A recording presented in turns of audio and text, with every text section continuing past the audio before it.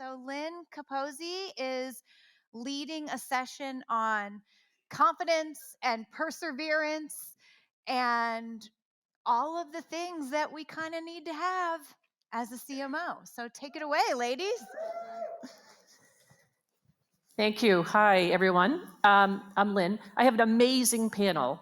They are amazing. I know everyone keeps saying this, but no, really, I have the amazing panel.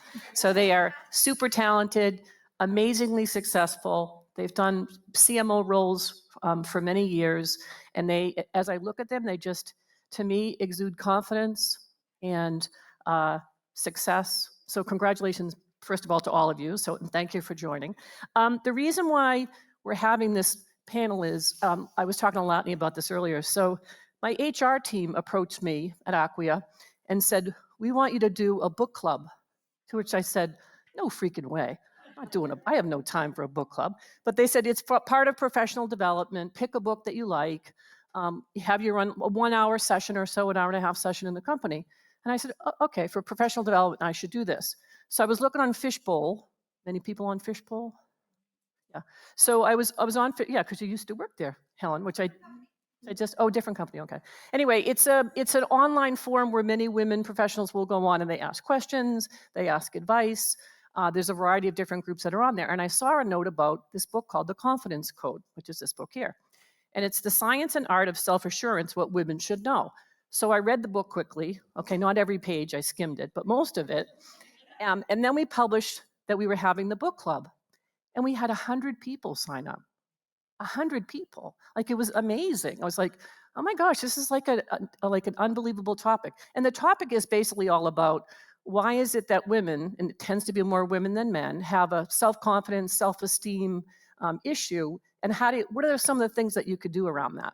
So kind of as this is a basis, and by the way, everyone's going to get a electronic copy of the book.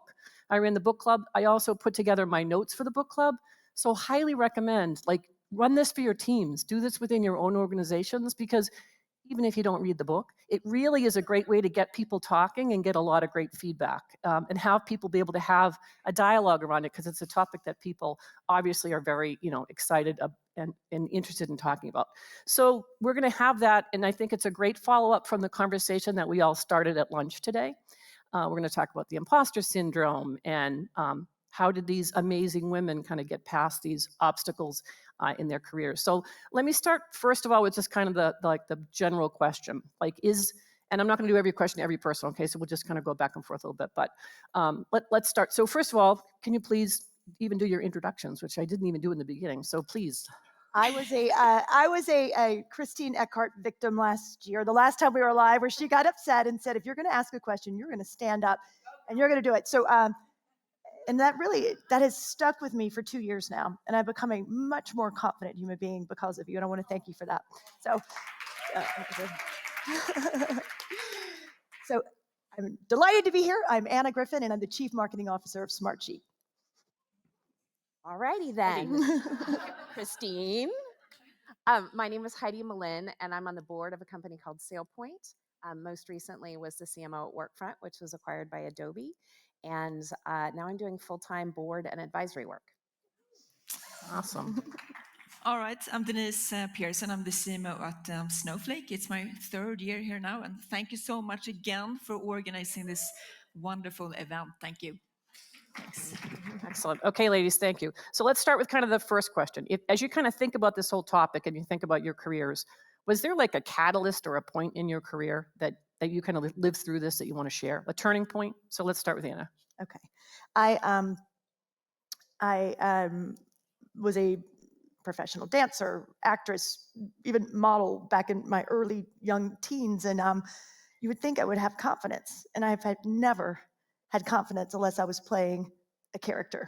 And in a character, I can stand on the stage and have all the confidence and stage presence in the world, but I could not do it professionally.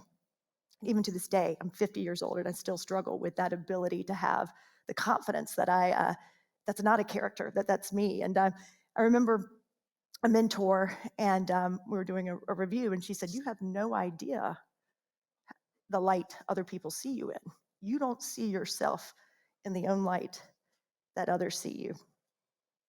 And that's when everything changed. I never could even allow myself to think that I could be making an impact or have an influence on people. And once I became aware of that, things changed. And I was able to embrace leadership in a new light, the privilege of it and the excitement of it and the opportunity to have impact. So that was my turning point. So I encourage that to you guys, to see yourself in the light that others see you in. Well, clearly you remember it, a very distinct time in your career that you distinctly Yes. remember. This is awesome. Heidi, what about you? Mine's pretty easy. Someone said earlier today that they would have stayed at the company that they were at forever. I don't know who that was, but someone said that, and all I could think of was, wow, I would have stayed at PeopleSoft forever. I would have stayed there. I'd been there for 9.5 years. It was a great company to work for. I had terrific leadership opportunities, but Oracle had something different in mind. And so that really pushed me to actually take my first CMO role. And I remember how scary that was. And it took me out of my comfort zone. It took me out of the company that I'd become so comfortable in and put me in an environment that really tested me. And that was a real turning point because I realized I actually could do it.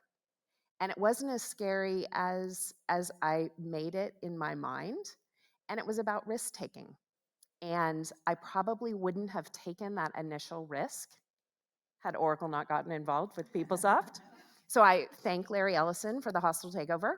But it really was a turning point for me because I realized that I did have the confidence to do it.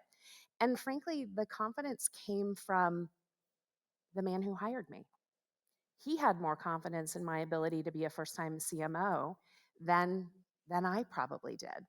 And I realize that now looking back on it, but look for those people around you, whether they're mentors, whether they're people you work with, that can give you that confidence that they see in you that you might not see every day in yourself. So the other thing I'll remind us all of is that as panelists are giving advice, the thing also for all of us to be thinking about, how do you convey that advice to your teams? And how do you convey that advice to the people that work for you? And that's the other thing. So don't just be listening in terms of your own career, your own position. Think about how are you instilling this in other women. So I think that's 100%. That's the one thing that I'm so conscious of, so self-aware of whenever I see anyone who's, that's amazing. You did a great job in there. Do you know what people were saying about you? I'm always trying to share with them the power of their light because that kind of reinforcement just doesn't go around in the world enough in general, but especially not in corporate America. Yeah, exactly. Denise, was there a turning point for you that you can think of? Well, I got my first CMO job. It was called VP Marketing back in '99, the first time. Michelle Burrows was with me, back then. And I was scared to death. It was a near-death type of experience. I was definitely not ready for that job. Thanks to Michelle and others, I survived there. But yeah, I was definitely not. I wasn't competent for the job. But someone else believed in me and was more hiring for potential than experience. And what I learned is that confidence comes with experience, right? You have to work to get that confidence. It's not something you just get. And I think as well, if you feel too confident, then you're not challenging yourself enough either. So every time when I feel too confident, then it's probably time to move on. That's probably what I don't learn, enough. So it can also be a catalyst for growth and drive you forward. I think for me, my biggest fear is failure. I hate feeling like a failure. And that's sort of why I work hard every day. And that's kind of what I do to get away from that feeling. So maybe not a healthy thing, but that's what it's like for me. So one of the things that we've talked about a couple of times today, and you've heard, is the whole idea of the imposter syndrome, and that's big within the book. They talk a lot about the imposter syndrome, and apparently it was a clinical definition in 1987. It was first published that it was a real thing. So as you think about it, kind of the imposter syndrome, can anyone think about? Have you been there? Have you been there where there's a time where you think, is this really? Is this? Can I do this? Am I going to do this? Do other people think I can do this? Like, it was amazing to me when I did the book club. I interviewed like 6 or 7 other top women execs in the company. And I said, how? And I said, your comments are going to be anonymous. And every single one of them said there were times where they were sitting there in a room full of other men, all men, and they were just really concerned that they weren't going to add enough value, or that they weren't going to, what they said didn't have enough value, or people wouldn't listen to them. It was amazing to me. And these are people at VP, SVP level. That again, it was like reinforcing that so many people have gone through it. So as you hear that imposter syndrome, is there, who wants to give an example if you feel like you've had an experience of that? I think I probably have the chronicle version of imposter syndrome, so it's a specific time, really. But again, as I said before, I think it's turn it into an advantage, right? I mean, you want to get away from that, and also realize that it is just a thought, right? And it's just having like an abusive, friend, right? I mean, they're telling you bad things, and so I think I'm more saying I'm going to show that person that this person is wrong, essentially. So I don't let it paralyze me.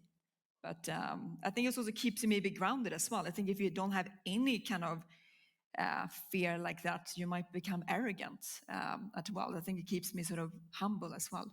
And is there if you're in that situation, is there a mantra that you go through in your head, or is it a stance? Is it a physical thing? I think you need to limit. I think you need to decide, I'm going to limit the time I'm going to think about this now. I can't have this take over my life. I think it's more about, this is a thought, and Denise, now it's time to stop. Now it's time to move on.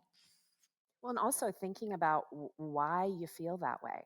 Is it an area of your experience that maybe you don't have and haven't spent enough time learning or doing? And so really looking at, why do you feel uncomfortable? Why do you feel like an imposter?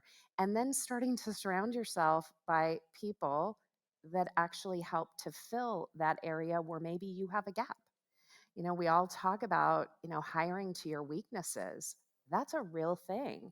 And to the extent that you can identify and be honest about the areas that you're really good at, and almost more importantly, the areas where you have less depth, and surrounding yourself with that depth, that helps to combat that imposter syndrome feeling where you're like, I don't really deserve to be here. Well, learn. Surround yourself with people who can teach you. I had to change the definition of imposter syndrome, because it's based on luck, or maybe even sometimes coincidence. And I don't believe in either of those. I believe that you're in a place not because you were lucky, but because you earned to be there. And then it's the collection of your experiences, or in that moment that put you in that situation. So guess what? You are going to hear what I'm going to say, because it's important. And, or do you know what I'm saying? It's like, it's not about, you go, no, it's not luck. You're there, and people are asking your opinion or asking you to present or whatever it may be for a reason. So share it, and have that confidence. You're not there because of luck. You're there because of a collection of experiences that put you in that room in that moment. So own it. Right. Good advice, I think, for sure. Denise, so recently, very successful IPO at Snowflake. Congratulations, by the way, on that. It's actually our 1-year anniversary today. Really? Yeah. Awesome. It's something as marketers, I think we all aspire to. And so for those of us who haven't done it, it's kind of like a mystery box. What's in there? How do you get there? How do you do that? So as you went to kind of approach it now with Snowflake, how did you learn how to do it? Did you feel like you could do it? Did you have confidence around it? Tell us a little bit about where you were at. Well, I mean, it's a team that does it, right? And first of all, it's really the bankers and the lawyers that drives you through the process. They do this every day. It's like a Las Vegas wedding in a way, right? They're serious wedding planners, and they drive you through the process. Of course, there's certain things we don't want them to take over. And I think one thing you want to have done before is things around your positioning, right, and your category. You don't want your bankers to come in and define that for you. So definitely, a year before that, you need to have nailed down what is our positioning, what is our category, of course, all those sort of things. But otherwise, they help you through that process. They help you almost too much, right? There's so many meetings where they're going through process, and plans. So it's just more about go with it. But I would recommend everyone to, the S1 document is, of course, a big one. do a version of the S1 document before you kick off the process with the banker. They're gonna tear it apart, clearly, but you don't want to sit there with bankers. You sit with 30 people in a room and you argue about a sentence, right? It's not very, if you're a startup, you're not used to that type of, you don't have patience for that. So do a version of the S1 first. And then again, they can come in and have their sort of opinion on it. Also make sure that you have customers that are willing to speak on your behalf, because you need to include probably 40, 50 names in the S1 documents. You need a lot of customers that bankers can talk to. That can be a hard thing to scramble with in that process, because essentially everything happens sort of within the 6 month time frame. So if you can get those down early, that's great. You also want to surround yourself with the best possible vendors that help you with different things, right? You need people who's going to help you with the roadshow deck, the roadshow video, those things. I worked with horrible vendors in the past, the previous companies. I was turned the process into a nightmare process, but others are phenomenal to work with as well. So send me a LinkedIn message if you want any of those, advice as well. I've done it 4 times now. So I think this time I was only involved in the things that I really need to be involved with, because it can be a time-consuming process, and I have a day job as well, right? I need to build pipeline for the company. We need to sell. So I was only involved exactly in the things that I needed. No one from the marketing team was really involved in the process at all. We had to make sure the business is growing as well. But the first time you might want to be involved more, because it is kind of an interesting process to learn as well. Most recently, actually, I did it as a board member at On24, and that was a whole different experience as well, just to see that side, to be a part of selecting the bankers. And as a marketer, you're usually not involved at that stage, right? You come in when it's time to draft the S1 and those things. Cool. But happy to share advice if anyone. Great, thank you. Thank you for that.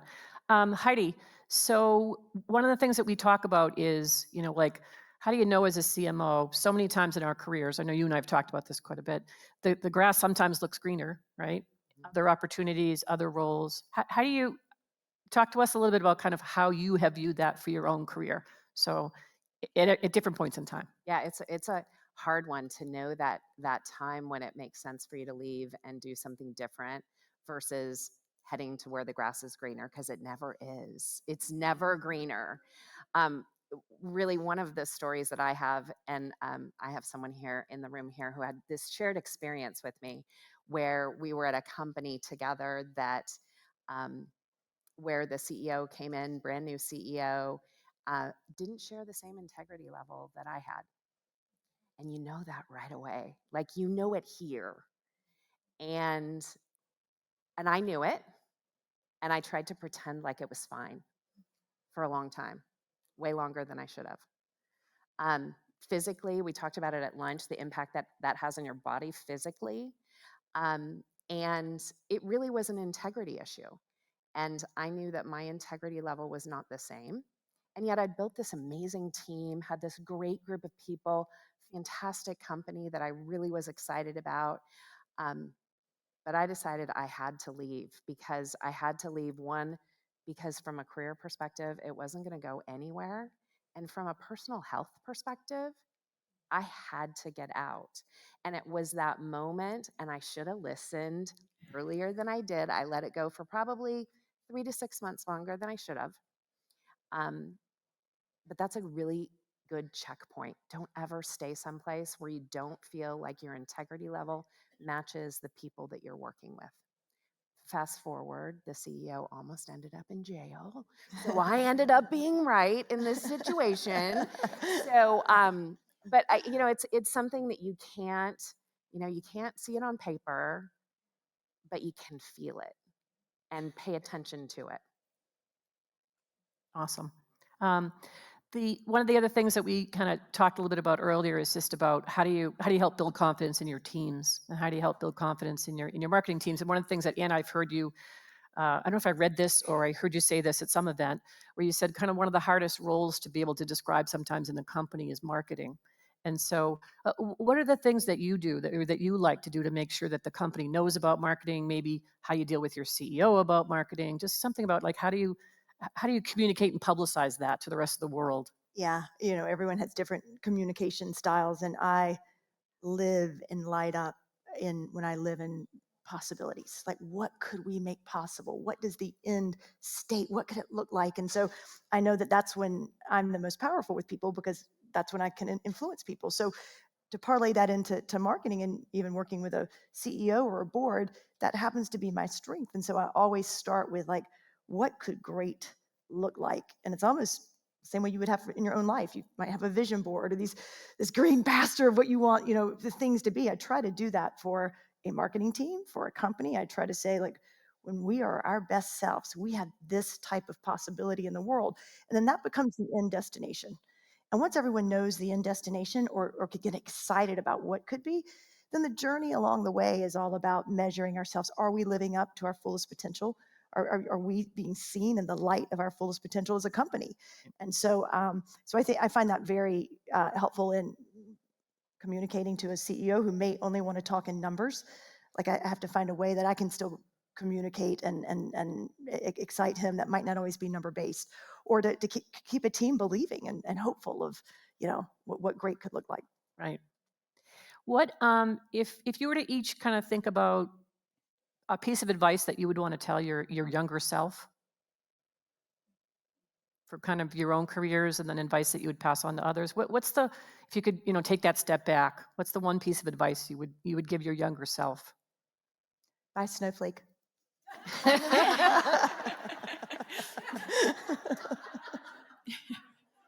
Can't comment on that.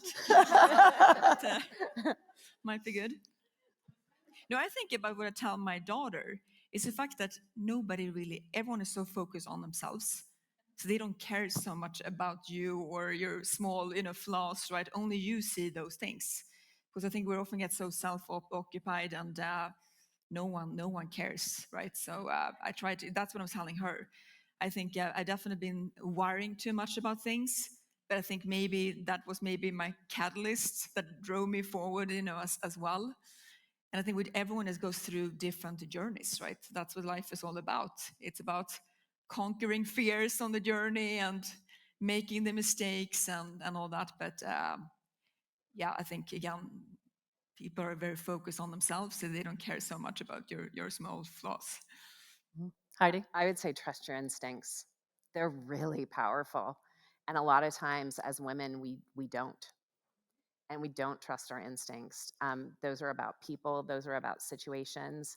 And if you look back over your career, over your life, you can probably identify those points in time where you didn't trust your instincts. And I guarantee you probably wanted to unwind most of those situations. And so trust your instincts. And the second thing I would say is leveraging your network. This is a really powerful group of women that you all have in your network. And it can be the catalyst for your career. I look around this room, and so many of the people in this room I've worked with. And it's a really powerful thing to curate and pay attention to your network. You know, in your network, those people who do that, and there are some people that don't value it. I believe that this is a really powerful group, and you can leverage it. It's can be really powerful for your career. Set a bigger story for yourself. The thing that I've watched happen over life, and I didn't really understand it probably until late, was that pretty much whatever you put out there is what you want to achieve. It becomes a self-fulfilling prophecy. You will achieve it. But the problem is, I think many of us set very small stories for ourselves. We set stories that we know we can achieve, because it takes the pain or the risk of not achieving it just off the table. But I think of stupid things like, one day I want to make $100,000, or one day I want a job where I can travel the world, or one day I want to. And it's like, whatever I put out there, it manifests. It does land. And so of late, I'm like, why aren't my dreams more audacious? Because I know they will manifest. So set a really big story for yourself because it will manifest. Awesome. I'm going to ask the panel one more question, but I think we do have a couple of minutes if people had questions. So if you want to do that, raise your hand so that Claudia can give you a microphone. And one of my last questions is, okay, so most of the time we're all inspired and motivated and enthusiastic, and as marketers, right, as CMOs, hopefully that's the case. What about those times when you're not as inspired, when maybe it's drudgery work, or maybe it's, yet another presentation that you're going to give virtually that no one's going to listen to, right? Which is, I feel like at the moment, what I'm in 2 days out of 5. But whatever that period is where you're maybe not as inspired, what do you do? How do you motivate yourself? What do you look to? How do you light the fire again? I have two 20-somethings, and we're constantly having this conversation because they want their job to be fun all the time. And I'm like, if it was fun all the time, it wouldn't be called work. So grounding yourself in that, I think we all are going to have things that we don't enjoy doing, and being able to really put your passion in the things that you enjoy and understand there's going to be drudgery, and to just suck it up and do it. Because my kids, millennials, 20 somethings, they're like, we want it to be fun all the time. I'm like, it's a job. They're paying you. Like, do the work and find inspiration in the things that you have passion for. But understand it's not always going to feel like that every day. Anyone else? Look to either one of you. Music, in a weird way, I lots of times actually will, because of the movie Jerry Maguire, I actually do turn sometimes Tom Petty free falling full blast and like, cause I'm free. It just takes that like, I won't that's back something down. else. Yeah. But that's a good way to find inspiration. There's things that that make you feel alive, even if you're doing the mundane. You can feel alive in the mundane. Sometimes you just have to find that thing that reminds you what it means to feel alive. Oh. Denise, what about you? No, but I get passion from working with people. And of course, certain people, they give you more inspiration and energy maybe than others. So I'll make sure that I have a lot of those fun meetings sprinkled on the calendar, so I get to really be with those people that reminds me, why I do. And don't forget, wine is always on that inspiration list. 100%. That's kind of a given, right? Unstated, but yeah. All right, how about questions? And we have time for 2 questions. Wow. Oh, yes, here we go. Good.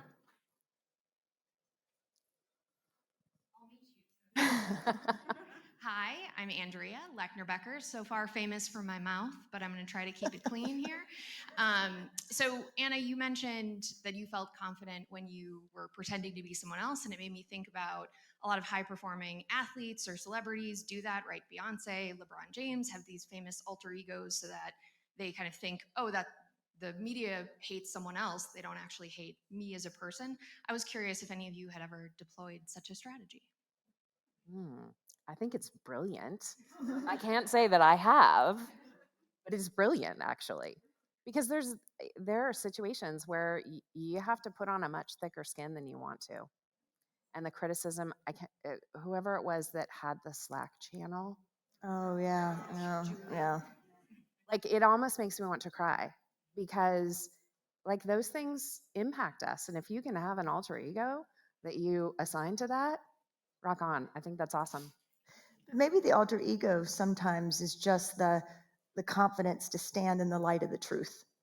And I feel like no matter if I'm being attacked or if someone doesn't like what I did or they're intentionally undermining me or chipping at my credibility, I can be okay with that because I'm going to stand in the light of the truth. And I know how hard I work, how much I give, how much I care, and I'm going to be okay with that. So just fine, stand in the light of the truth. And you will always be okay. Thank you. Do you guys have recollection of a moment in your career where it was the low point, the toughest spot, the crisis moment, and it turned into the liberating moment, the high point, the thing that you're grateful for? I do. I'll say one. I was in my career. I've gone back and forth in marketing and sales. I was early on, and I was working as a sales manager, and I went for a new position, and I was competing against one of my peers. So it was for like a, I don't know, like a VP of sales or head of sales or something at the time, and I didn't get the position. I didn't get it. I was devastated. I had it. I nailed it. I was like, great. Had a fabulous interview. What I didn't know is the person I was going up against, he wrote a plan. He came in with a business plan. Here's how I'm going to run the team. Here's how we're going to execute. I didn't write a plan. I just polished my story and went in. And so I was devastated for quite some time. At that point, then I said, I moved back into a marketing role. And thank goodness, right? Because then I kind of went up from there, and I'm so happy about that. But I still remember that to that day. I remember that conversation in my head. Yep. I remember driving away from the job that I quit because of the crazy CEO, and driving away. And one of my team members, Jen, who is sitting in the room here today, made me a CD. It was a long time ago, so we put CDs in our car, and it was a playlist of songs. And I was literally driving away from the building, like I was done, finished, driving away, and I felt terrible about it. And it was a song. Have you guys heard "Fuck You Very Much"? It was awesome, and it was like the lowest moment because I felt terrible. I felt terrible about leaving. I didn't understand like what was the story going to be about why I left. All of those things that you question about yourself, and frankly, it catapulted me into the SaaS business in the early days, which I've significantly benefited from. So it was definitely a low point. Thank you for the CD. And yeah, it's a fantastic playlist for that down moment. I'm not gonna lie. I think I can sing the whole song, but really, just being able to take yourself out of that and good things happen. Yeah, I had many low moments, and one particular low moment is sort of a long story. But again, the most important thing is that's when you learn. I mean, you learn through the hard times, and that's often what I say to my team members.